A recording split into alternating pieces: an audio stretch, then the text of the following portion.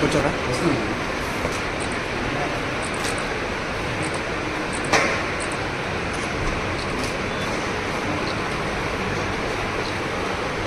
రామోజీరావు గారు, రామోజీరావు గారు, రామోజీరావు గారు.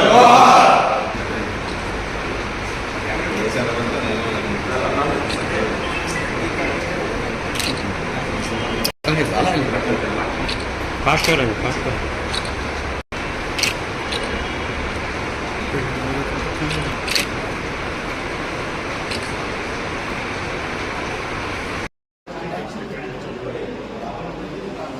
మీడియా మొగల్ తెలుగు వెలుగు శ్రీ రామోజీరావు గారి మరణం తెలుగు వారికే కాకుండా ప్రపంచవ్యాప్తంగా అనేక మందికి తీరని లోటని సందర్భంగా తెలియజేసుకుంటూ, ముఖ్యంగా ఒక సామాన్య కుటుంబంలో జన్మించి అంచెలంచెలుగా ఎదిగి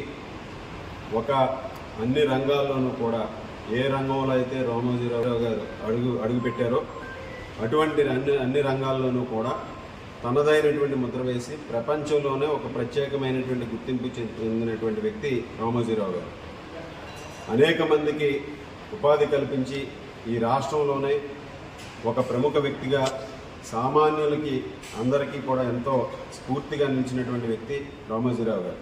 అటు మార్గదర్శి సంస్థ కానీ, మీడియా సంస్థ కానీ, ఈనాడుని స్థాపించి తెలుగు భాషా పరిరక్షణ కోసం ఆయన శ్రమిస్తున్నటువంటి తీరు ఎంతో ప్రశంసనీయమైనది. ఎందుకంటే తెలుగుకి ఆయన కొత్త పదాలన్నీ కూడా రూపకల్పన చేసి ఈనాడు పత్రిక ద్వారా తెలుగుని కాపాడటం కోసం ఆయన శ్రమించిన తీరుని మనందరం కూడా ఒకసారి గుర్తు చేసుకోవాలని సందర్భంగా తెలియజేస్తున్నాం.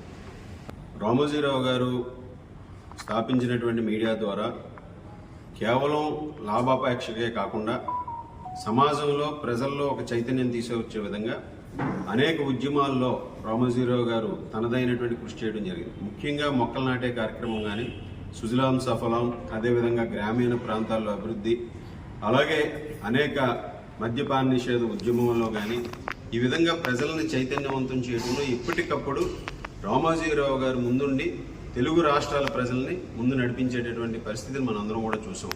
అలాగే ప్రభుత్వాలు అనేక ప్రజా వ్యతిరేక నిర్ణయాలు తీసుకున్నప్పుడు కూడా రామోజీరావు గారు తెలుగు ప్రజలందరికీ కూడా అండగా ఉండి ప్రజాస్వామ్య పరిరక్షణ కొరకు ఆయన ఎంతో శ్రమించారు. అటువంటి వ్యక్తి ఈరోజు రామోజీరావు గారు మన మధ్య లేకపోవడం చాలా విచారకరం.